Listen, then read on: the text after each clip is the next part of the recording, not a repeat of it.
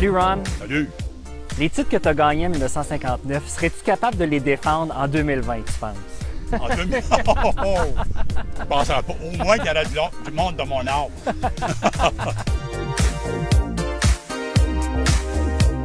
Qu'est-ce qui t'a amené à faire de l'haltérophilie? Qu'est-ce qui t'a attiré vers Moi, ça? qu'est-ce qui est arrivé? Jeune, j'étais plus petit que tous les autres. Fait que là, quand j'ai vu M. Thompson pour la première fois, Un voisin?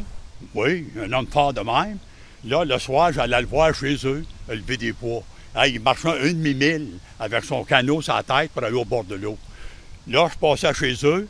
Quand je le voyais faire de la culture physique, par la clôture, je le regardais. Puis là, j'ai disais qu'il était fort. Puis moi, j'avais des petits bras, j'étais petit. J'ai dit « You're strong » en anglais. Puis après ça, il m'a toujours apprivoisé. Puis quand il est décédé, des années plus tard, une journée, sa femme me fait signe pour aller chez eux. Il m'a tout donné son équipement, imagine-toi. T'as gardé cet équipement-là? Ah oui, je l'ai encore. Ça n'a pas au-dessus de 50, proche de 60 ans que je les ai.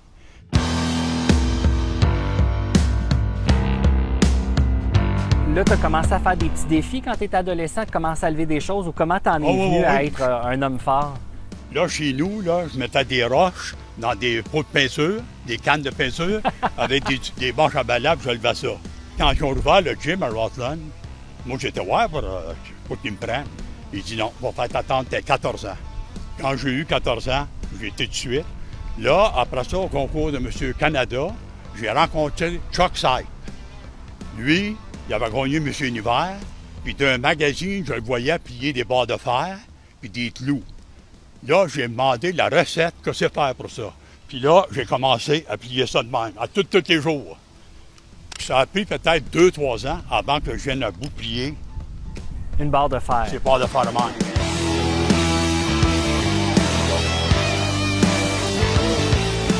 Est-ce qu'il y a encore quelque chose que tu as envie de faire pour te prouver que tu es fort? Sais-tu que c'est que j'aimerais? Moi, dans tous les concours que j'ai été, on était à deux. Il y avait le contrôle musculaire. Je me plaçais debout sur le stage, là. Tous mes muscles, là, les bras, là, comme ici, là, je me faisais tout grouiller ça de même, là. Tout le corps au complet. Puis les choses pareilles. Ils mettaient de la musique, puis mes muscles accordaient à la musique. Qu'est-ce que tu penses qu'il te dirait, M. Thompson, ton voisin, s'il te voyait aujourd'hui?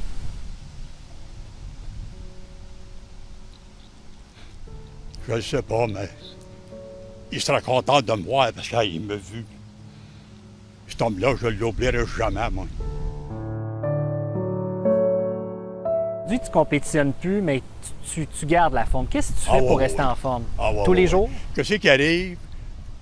Depuis que j'étais malade, pas tous les jours, 3 fois par semaine. Mais avant ça, là, des fois, c'était 7 jours par semaine. Au gym à Rutland, c'est le principal, là.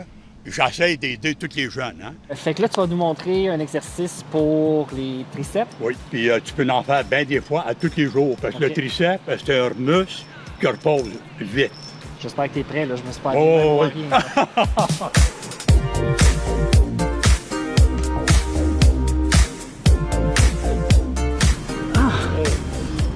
Ah. 47. Ça me fait plaisir de compétitionner avec des jeunes, hein? Ah oui? Quand tu croises des jeunes aujourd'hui, qu'est-ce qu'ils te disent? Bien, tout le monde sont surpris à mon âge. Je fais de la culture physique encore. Même en vieillissant, c'est important de s'entraîner? Ah oui, ça change ta vie au complet. Quand j'ai sorti de l'hôpital, le docteur me dit, si tu ne t'aurais pas entraîné, probablement je n'aurais pas passé en travers. C'est la culture physique qui m'a sauvé la vie encore. Regardez le monde alentour de vous qui font, pas que de la culture physique, qui font du sport. Ça te change la vie au complet, puis tu es plus heureux aussi. Merci, Ron. Bienvenue.